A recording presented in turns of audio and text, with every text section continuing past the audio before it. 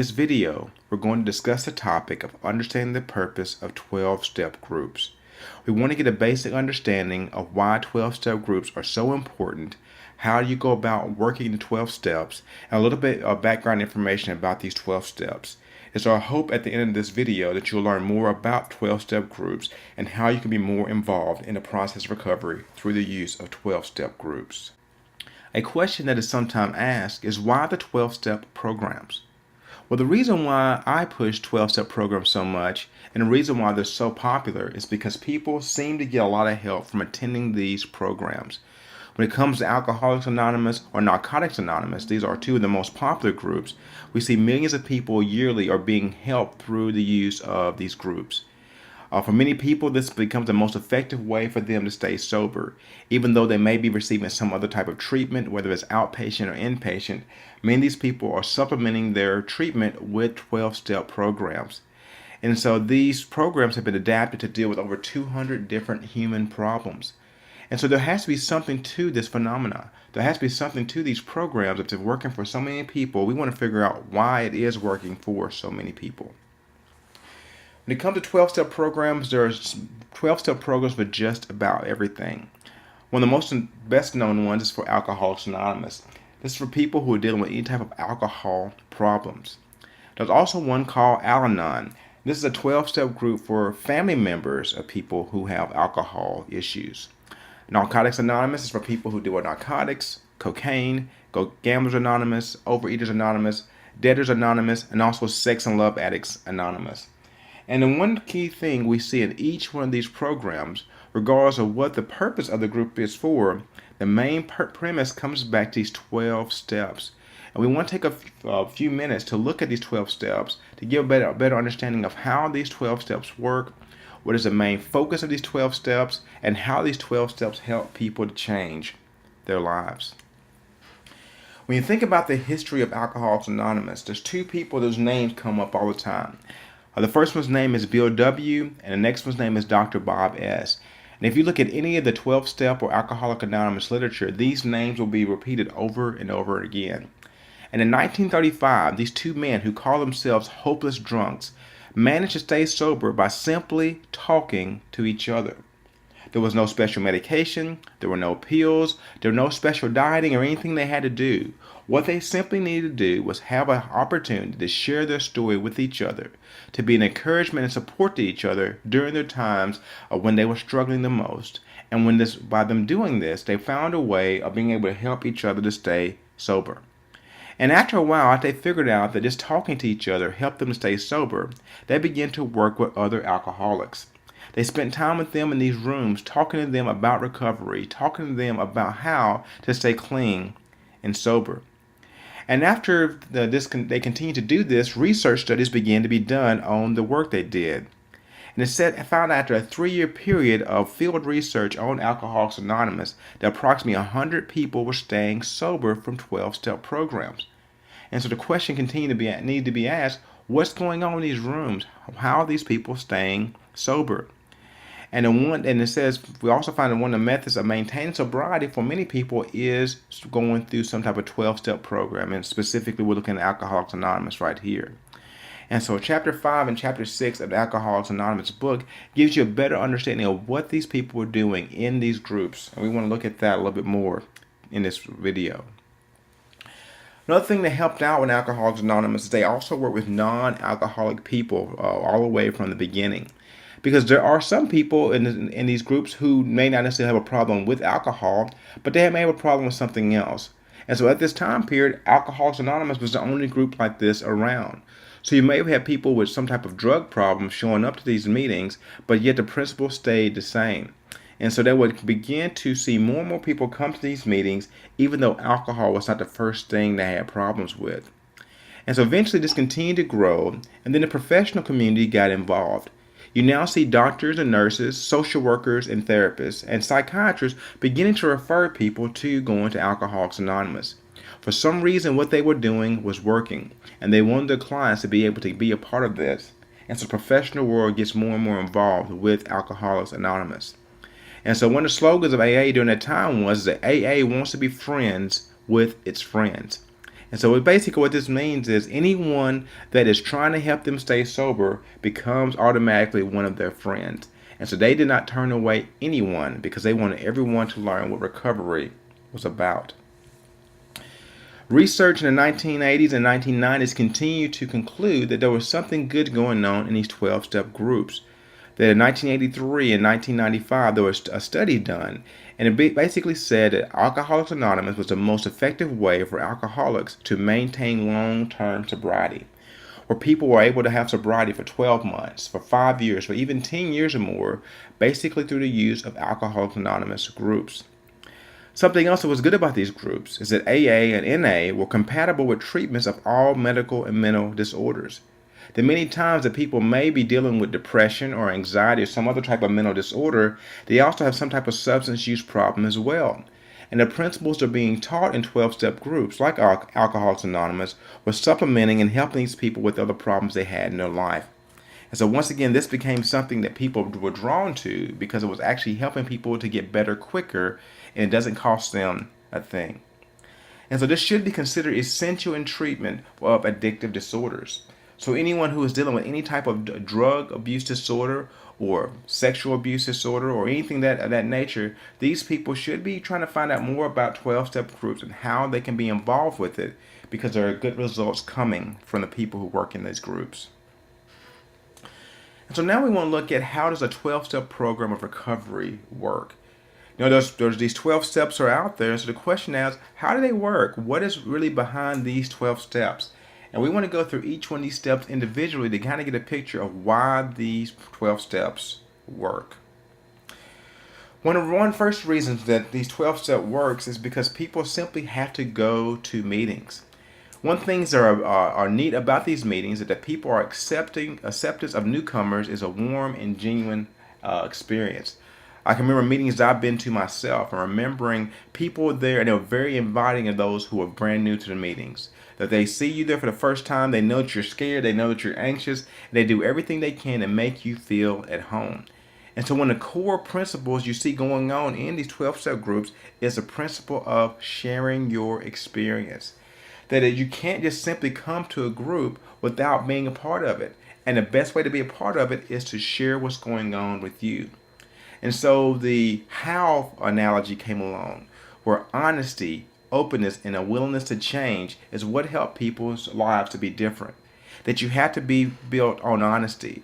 That if you're going to be in these groups, you can't lie about anything, because if you're lying, then you can't get the help that you need. That you had to be open to change. That whatever people are willing to subscribe to you, whatever people or suggestions people are giving to you, you have to be open to that, even though it may not make sense to you. But also you have to be willing to change. That some people are happy to be where they are with their drug and alcohol use, and they don't want to change. But if the 12 steps are going to work, you have to have a willingness in your life to change from the things you're doing right now and be willing to do something different than you ever have done before. Now, when it comes to 12-step group meetings, there are different types of meetings. One is what we call an open meeting. And this is a meeting that's open to anyone, regardless if you have a drug and alcohol problem at all. And sometimes you may see people who are maybe new in recovery, or people just want to find out more about 12-step groups, and they will come to these open meetings. There are other ones which are called closed meetings, and these are just for people who have some type of addiction issue. And so if you're just kind of shopping around for meetings, or if you're simply just trying to find out what more AA is more about, these closed meetings will be something that you cannot get into, because these are just for people who have some type of substance issue. There are some meetings specifically for beginners. And these are for people who have less than 12 months of sobriety, and they're only ones who are allowed to come to those meetings, and along with their sponsors. There's also step studies, where each week they'll look at 1 to 12 steps and process and work through those 12 steps so they can understand a little bit better about what these mean for them and make them practical in their lives. There's also a big book study. And what they'll do is they'll go through the Alcoholics Anonymous big book. They may read a passage from that week and talk about it for a little bit, and people will try to understand how to apply these principles to their lives. There are other meetings where they simply just have a speaker for that week, where they'll tell their stories, or there'll be an open discussion where each person will bring a topic to discuss, and there'll be an open discussion. And so it's important for you before you go to a meeting to get a meeting schedule and look and see what type of meetings are out there and make sure you're going to the right type of meeting. That could, because these meetings are different for everyone. Some people may like a closed meeting better than they like a speaker meeting. Some people may like a 12-step book meeting versus a discussion meeting. So once again, make sure you know what type of meeting you're going to before you get involved. Another thing that's very beneficial that 12-step groups provide is that you need to be able to choose a home group. And what this home group does, it ends up serving as an extended family and a recovery support system. Now, this is a group of people that you find yourself spending time with week after week, multiple times a week sometimes. And this will be your support system. These will be the people you will turn to when you're having problems. These will be people you will talk to whenever you're feeling like you want to use again. And so this is a good group of people to make sure that you have a good contact with on a daily basis. One good thing that comes from this is you are able to get a phone list of people from this group. These are people that know you. These are people that you trust. And you want to be able to have their phone numbers as close to you as possible. That way, if you feel like you need to use, or if you're feeling stressed and not sure how to deal with it, these are people you call immediately because they're the closest to you. They know what type of person you are. They know the characters you have. And they'll be able to help you through those times. And then one thing we're seeing is that people who use these phone lists have shown significantly to reduce the risk of relapse. That you don't end up using as often or relapse as often because you have people to help you be accountable. And also gives you a place to introduce service and responsibility. That these groups are not just about serving yourself. It's about serving other people as well. It's about being there for other people as well. And so these home groups end up becoming a good place for you to launch off your sobriety from. Also, when it comes to using a phone list, you want to have people who are willing to have you call. If this is just, if someone's only been coming to your group for 2 or 3 weeks, you may not want to use them on your phone call list. You want to use people that you've known for a while or people that you have a good relationship with to be on that phone list. Also, the other thing you want to do is just, usually maybe within a week of you starting those groups, start asking questions about AA to break the ice. Sometimes people don't know what it is that they can talk about or what you have in common. Ask them questions about the group. Ask them how long they've been there, things like that. Find out what similarities you may have with other person, and this should break the ice and give you something or a point to start off from, and hopefully they can help begin a great relationship between you and another point. Something we also see as well is that men are the most reluctant to call. I believe in general, I think sometimes men just simply don't know how to reach out and ask for help. I think the reason why that is I think sometimes we feel like that it's a sign of weakness to ask for help. And so you see men more than women relapsing over and over again because they simply won't reach out and ask for help. And so sometimes it helps quite a bit to have one or two people that you're comfortable with, especially as a man, to be able to call and talk to them. That way you have someone you can be accountable to and also be accountable for. And it gives you someone to be able to bounce ideas off of and be able to reach out to. And also, once again, this phone list helps to reduce relapses. And so it's important to make sure you have a good phone list filled with people that you know will be willing to answer the phone for you at any time of the day or night.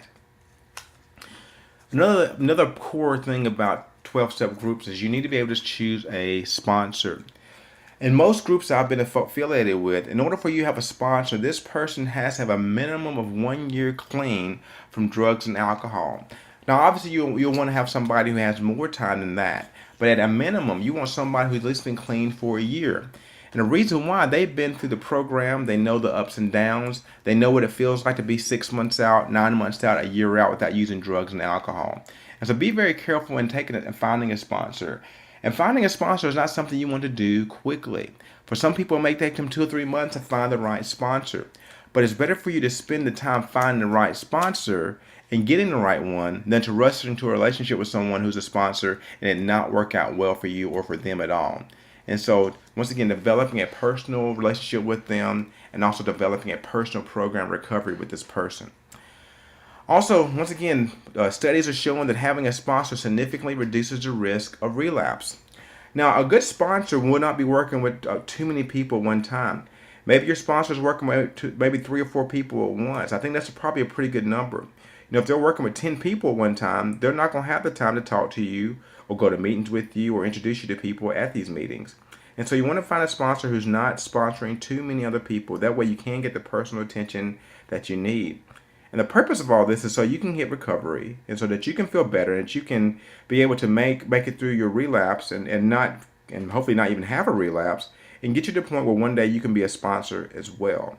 Because the whole purpose of these groups is to get to a point where you can be healthy and turn around and give that health to someone else. And so, once again, these sponsors help you on being honest, open, and willing. And also, what you have to do after you get the sponsors, you have to work the 12 steps. And one thing that's kind of neat about these 12 steps is useful to problems other than alcohol and drug addiction. We'll be looking here in a couple minutes here. As you look at these 12 steps, these are just 12 good principles for life that many people, almost anybody can benefit from. But specifically, if you're dealing with drug and alcohol problems, it's good for you to know how to use these 12 steps so it help you to have the right type of recovery that you're looking for. The first step of any 12-step program is we admitted we were powerless over alcohol, that our lives had become unmanageable. The first thing this talks about is addressing denial. For many people, and the only way for you to be able to get past the problem you're dealing with is that you have to come out of denial. You have to be able to admit that you actually have a problem. And so this first step helps you to be able to talk about the fact that you were powerless over it, of alcohol or whatever the addiction is that you're dealing with. Now, when it says powerless, it doesn't mean that you do not have control. It does not say you don't take responsibility for your actions. But what it is saying is that once you've taken that substance one time, you don't know what's going to happen from that point forward. So the person who drinks the one alcoholic beverage or smokes marijuana at one time or uses cocaine or meth at one time, they don't know where their stopping point will be. They don't know where the end of that road ends for them. And so this has, whenever they can't then predict the future with accuracy what's going to happen or when they can stop, then they have a problem with that substance. And so this addresses the denial this person is dealing with. It also promotes honesty and self-examination. Because what this does is this helps you to really look and be honest with yourself. That sometimes we can even lie to ourselves. We might tell ourselves, I can stop anytime I want to, or this isn't a problem for me. But when you say that you're powerless, you're saying that this is something you cannot deal with by yourself. That's honest, and that's a good self-examining way of looking at what's going on in your life. And so self-examination is something that each person must go through in recovery to be honest with themselves and to say this is something I may or may not be able to deal with by myself. And also this person accepts identity as an alcoholic or an addict. That now they can identify with this, that this is something they definitely do struggle and deal with, that I do have a problem, that I'm not just drinking on the weekends, I'm not just doing this for fun, that I simply have a problem with this substance or with this behavior. And so being able to admit that this is an addiction for you is the biggest part of the first step. And so the principle we're looking at in step 1 is simply honesty, that you are able to come to the table and to admit that yes, I do have a problem. Step 2 says this: came to believe that a power greater than ourselves to restore us to sanity. And what happens here is the person recognizes that they need help and that they cannot do it alone, but I can't do it alone. And so what's going to happen here is that this person has to realize that they need help to do this. That they are the ones the process starts with. I alone can do it. The process starts with me, but I can't do this alone. I need other people's help to get me through this whole process. And the reality is, whenever we are able to admit this and realize that we need help, it gets us back on a pathway, as step 2 says, to sanity. And sanity is a recognition that the continued use of alcohol or other substances will have continued negative effects. The definition of insanity is doing the same thing over and over again and expecting a different result. But sanity says I realize that if I don't stop what I'm doing right now, there's going to be a bad result for me. And so what this does, this helps open the person to new internal experiences. It helps them to see that there is something bigger and greater than me out there that can help me. This may be a group of people, it may be a spiritual being, it could be several different things. But the reality is it helps us to see that this is not something that is done by ourselves. And so the principle that is instilled here is hope, that things can get better, that things can change, that I'm not stuck in a situation that I'm in. Step 3 says this: made a decision to turn our will and our lives over to the care of God as we understood Him. Now, this statement is difficult for atheists. And the reason why, obviously, atheists do not believe in God. And so it's really difficult for them to believe there's something bigger out there that's guiding their life. And the reality is, you don't necessarily have to have a belief in God in order to be able to work through the 12 steps. What you do have to have a belief in is that there is something that can help me. And so once again, it says, as we understood Him or her, however you look at God. And so you practice of letting go weakens the grip of obsessions, cravings, worries, and resentment. That you realize this is not something that you're going to deal with. This is not something you're going to go through by yourself. That you need help from a greater purpose or a greater source in order to get through the issue that you are dealing with. And so regardless of what your faith beliefs are, this does go to the principle of faith. That everyone believes in something, whether it's themselves or a group of people or whatever the case may be, but faith is universal regardless of what your beliefs may be. And so the principle here is faith, that there's something bigger and better that can help me. Step 4 says, make a searching and fearless moral inventory of ourselves. Now, this is a scary step for many people because what they have to do is sit back and really look at themselves and say, what are my shortcomings? Where are the problems that I deal with? Where do I struggle the most? And for you to be able to work through the whole process, you have to be really honest with yourself. And so this is done by many healthy individuals as a fundamental part of counseling, that you have to sit down and really figure out what is the thing that I really struggle with at most. The problem with this, whenever we sit down and look at ourselves and take that moral inventory, sometimes guilt comes up for the things we've done in the past. Sometimes we feel shame of the stuff we've dealt with in the past. Maybe we're grieving over lost opportunities or other negative emotions that we're going through. When these things are happening, it's good for you to have a sponsor to be able to work through these problems with. And this gets you prepared for honest sharing in a human relationship. Then when I can be honest with myself and be able to tell myself these are problems I'm dealing with, it helps us get to the point where we can actually talk to someone else about where we struggle. And so the principle we're looking at here is the principle of courage.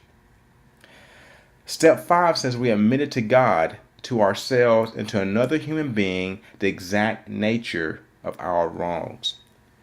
This is once again a scary step for many people. This is when we are able to lay out every single thing we've done for someone else.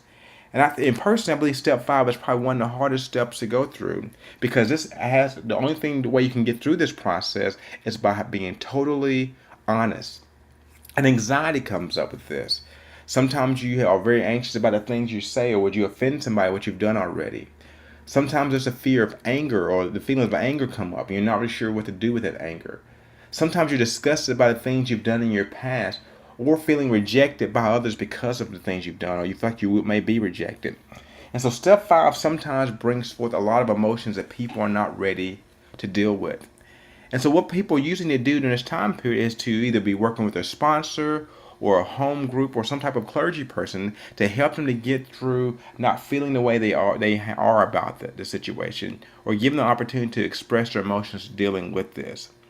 And what this step 5 does is it helps you to develop honesty with yourself and other people. And the principle here is integrity. That I can be a man or I can be a woman, and I can accept responsibility for the things that I've done. And so step 5 seems to be one of the harder principles for people to work through. Step 6, we were entirely ready to have God remove all these effects of characters. And so what we're seeing here in step 6, we're realizing that we're now separating ourselves from these character flaws. That these character flaws are not me. They are a part of me, but they can be removed. And so whether it's me having selfishness in my life, selfishness can be removed. Or whether it's me being dishonest about things, dishonesty can be removed. Maybe I'm impulsive and do things without thinking. Maybe I blame others for my problems or any other type of dysfunctional behaviors. What step 6 says is that I'm ready for God to take these things away from me. These are things that I want to be removed from my character. And as people are able to remove these from their character, they are able to move forward in this process of recovery. And so step 6, the principle is willingness. Step 7 says, we humbly ask Him to remove our shortcomings. In this step of the 12 steps, what we're trying to do here is recognize the fact that we are fallible human beings who need help. I think this is just, once again, a good life principle in general, but when it comes to addiction and recovery, it's something that people need to be able to work on. To realize there are things in our lives that we all do struggle with, and that we do have shortcomings, but we're actually working on getting those things removed. And so things like having different types of personalities that aren't very positive, or personalities that don't really benefit me in my treatment and recovery, are things we need to look at. Whether it's us being antisocial, where we simply are trying to be by ourselves, narcissistic, where we are stuck on ourselves, avoiding other people, or borderline, where we're pretty much letting every little situation in the world drive us crazy or give us problems. We have to realize that these things have to be able to be removed from our lives if we want things to end up getting better. And so the underlying principle in step 7 is humility. That we have to be humble enough to recognize there are things in our life that need to be removed, and we work specifically on getting these things removed from our lives. Step 8 says this: made a list of all persons we had harmed and became willing to make amends to them all. Step 8 ends up being one of the more difficult steps for many people to go through, because not only are they going to have to work through the problems by themselves, now they have to start reaching out to people who they've harmed in the past. Now, the reason why this is difficult, because this ends up being painful, because you have to go back and repair damaged relationships. And there are things that you've done in the past that you are either ashamed of, or things you're upset about, or maybe they're even upset about you about these things. But you still have to go back and work through the pain of dealing with these relationships and getting them back on track. The difficult part about this is these people may not necessarily want things to get back together. They may not accept your apology whatsoever, but it doesn't mean we're not still responsible for giving that apology. And so this ends up being a painful one. And so it is necessary for you to have a sponsor when you go through step 8, because you want your sponsor to be there with you to help you through some of the backlash that you may end up experiencing. You may end up having more triggers now because you're having to deal with the emotions and fall back from talking to other people about the mistakes you've made. But this is an essential part of you learning to have empathy. Empathy is whenever you're able to put yourself in someone else's shoes and see how their life is lived. And whenever you sit back and finally begin to realize how you've harmed other people and how that affected them, it helps you to grow in empathy. It helps you to see how they have looked at you in this whole situation. And so step 8 helps you with this. And also helps you develop a skill that helps maintain relationships.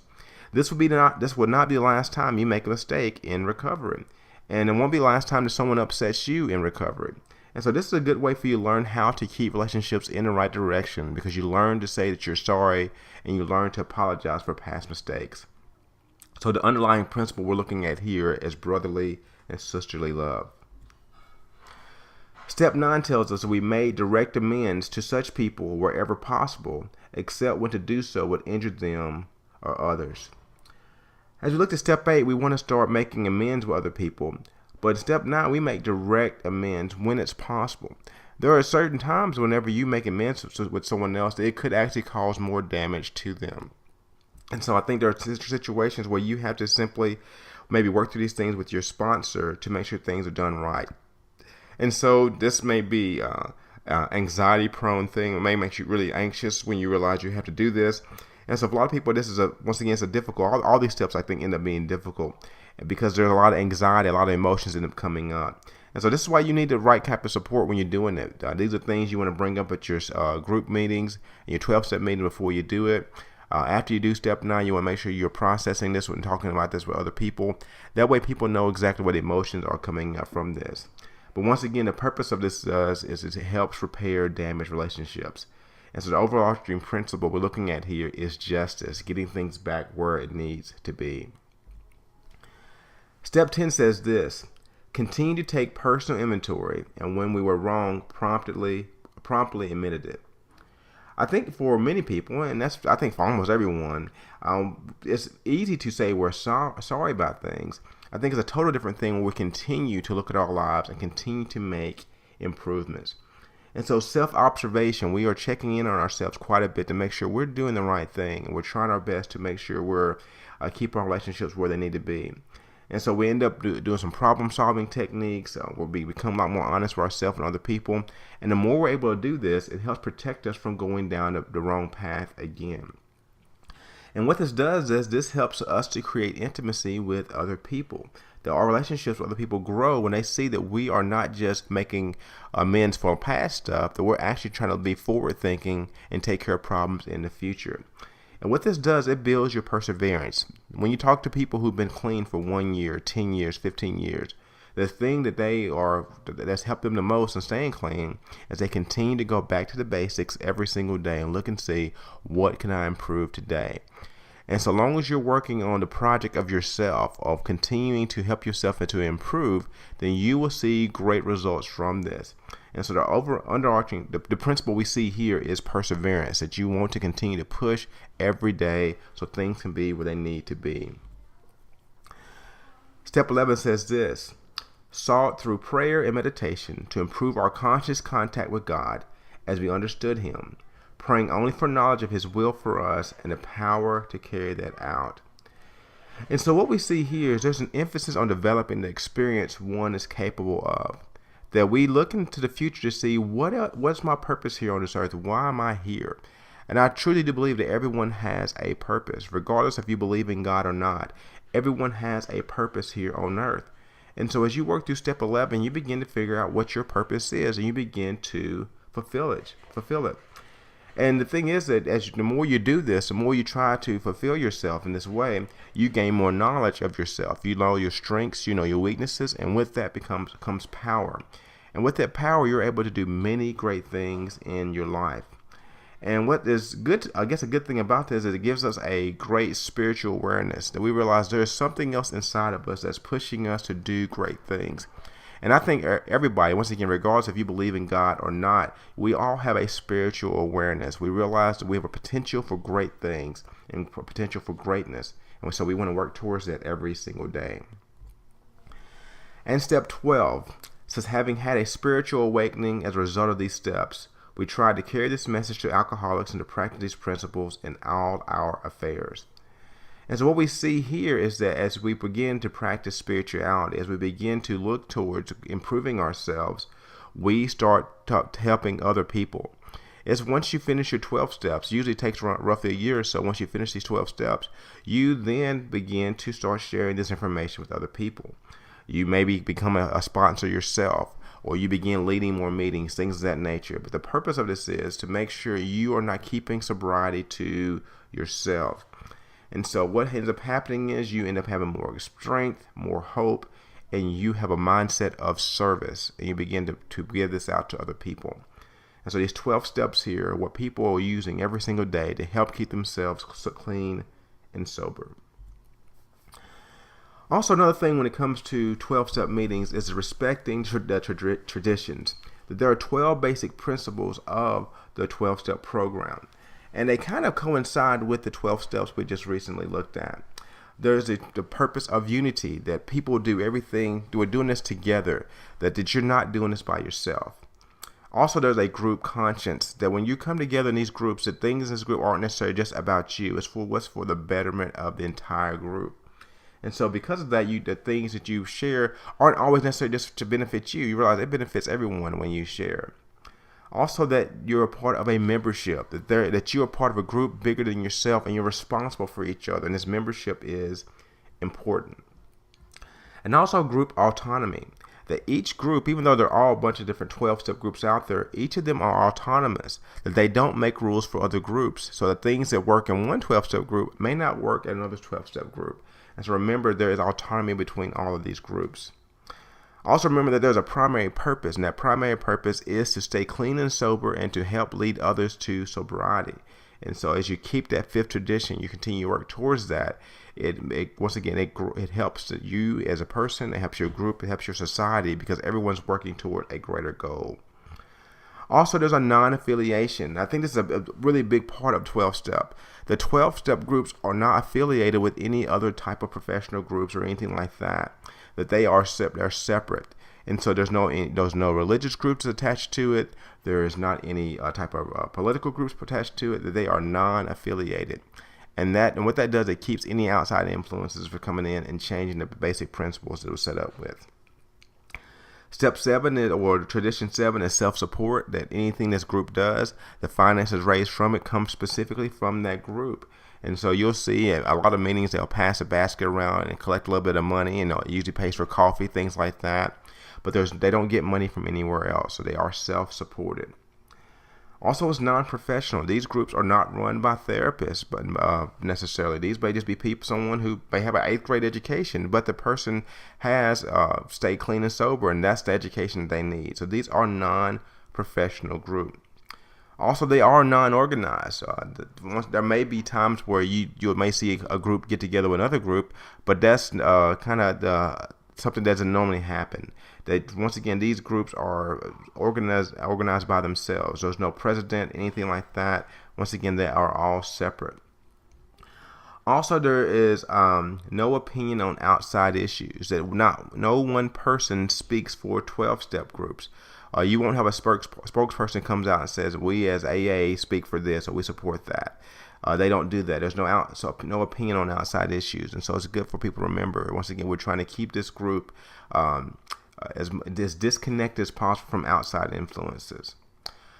Also, there is personal anonymity, that once again, there's things that happen in the group, stay in the group. And that's an important principle, that if you want people to respect your privacy, you want to do the exact same thing for them and respect their privacy. And so personal anonymity is a good thing. And also principles before personalities. That it's more important for people to keep the 12 steps and to keep these 12 principles over trying to keep one person happy in the group. And so that's an important part of this whole process. Also, another thing that happens in 12-step is you see a big emphasis is on service work. Many people who are going to 12 steps, some of them aren't working, things of that nature, and they always say, I don't have anything to do. Well, there's a lot of good service work you can do. You can start the meeting. You can help set up with the meetings, where maybe it's putting out chairs or making coffee. You can be a greeter at the front door or clean up afterwards. But there are many things at the groups that you can do to make sure that you are providing a great service for the people that are there. You can also end up being chairing a meeting sometime, or maybe calling people in your group to support them. But service work is a big piece of this process, where you are looking out for others in your group. And as everyone comes with a servant mindset, it helps the groups to grow. It helps the group to do the great things they need to do. Also comes to service and healing, that you do these things altruistically. No one goes there and does things for a 12-step thinking they're going to get a reward. The reward you get is your sobriety. That's pretty much all the reward you need to have. And so you want to make sure you're doing it for the right purpose. And also, there's going to be times where you are going to have some criticism. People aren't always going to agree with you. But these groups teach you how to deal with other people, that there are going to be situations all the time when people don't agree with you. And so you can learn how to disagree with each other through the use of these meetings. And also you discover that your problems help other people as well. Then when you're talking about your struggles, when you're talking about your relapses, things like that, it's encouraging and strengthening other people, because they realize that they're not the only person who's going through the situation they're going through. And so you see people sharing and working through the steps together, because they know it affects other people besides themselves. Also, it may reflect some type of spirituality, that once again you will begin to realize that there is something spiritual about this group that you're a part of, that there is a connection that you find yourself having with these people, and realizing that this is important to you to keeping your sobriety. Also develops a purpose in life. I like this quote here. It says, whenever anyone anywhere reaches out, I want to be the hand of AA to be there, and for that I am responsible. And this is just helping you to see that whenever you go out and you do anything, that you are representing AA, and that you want to make sure you're doing the best you possibly can, because it does help other people in their growth and their potential when it comes to recovery. There are also some great slogans you hear in some of these 12-step meetings. One of the most famous ones is the first drink that gets you drunk. Just reminding you that, if you don't take the first drink, then you can't get drunk. And so how important those baby steps are in staying clean and sober. Also, identify, don't compare. That you're not there to share war stories, or you're not trying to see how much worse off you are with anybody else, but you are able to identify how there are similarities between you and this other person, but not necessarily comparing to see who's worse. Also, that you need to take your own inventory and not others. And basically what this means is that you're there to look at your own problems and work your own issues out. You're not there to pick out other people's problems. And so you take your own inventory during this whole process. Also, no, you keep it by giving away. It says you keep your sobriety by making sure you talk about sobriety. And that's how you strengthen and encourage other people, by making sure all the things you've learned, all the principles you've learned, that you don't keep those to yourself. You help other people know about those. And also the serenity prayer. And what the serenity prayer does, it gives you an active coping skill to remind yourself that this is a step-by-step, day-by-day process. And so the serenity prayer is usually said at each one of the 12-step meetings, usually at the beginning and at the end, to help remind you of the purpose of this group. Another thing when we think about Alcoholics Anonymous and other 12-step groups is that the things you do in these groups does change your brain function. Anytime you do anything over and over again, you end up creating a neural pathway in your brain where your brain kind of goes on autopilot and does things automatically. So if I've always drank at a certain bar, every time I drive by there, my brain is releasing some type of endorphins to excite me, to make me realize that there's something positive is there. Well, what happens is once you continue to come to these meetings, these AA meetings, things like that, you begin to start functioning different. That you see, hopefully some of your impulsive behavior begins to go away because you're stopping and thinking before you do anything. That your antisocial behavior you used to have, keeping to yourself, is now going away because you're in a group of people dealing with more than one person than yourself. Or the things you did as being immature, you're stepping up because now you're taking more responsibility for your actions. And so you see people once again they come away from the defense mechanisms. They stop the acting out. They stop the denial. They start actually dealing with their problems and issues. And that's when you see growth come from them. Now, obviously, with any good thing, there's going to be some objections to 12-step groups. For some people, they feel like they are too religious. Once again, this isn't purposeful, but sometimes religion does get brought in. People do mention God, obviously, that God is brought up in this scenario. And so for some people, that it causes problems for them. And so just being too religious for them doesn't work.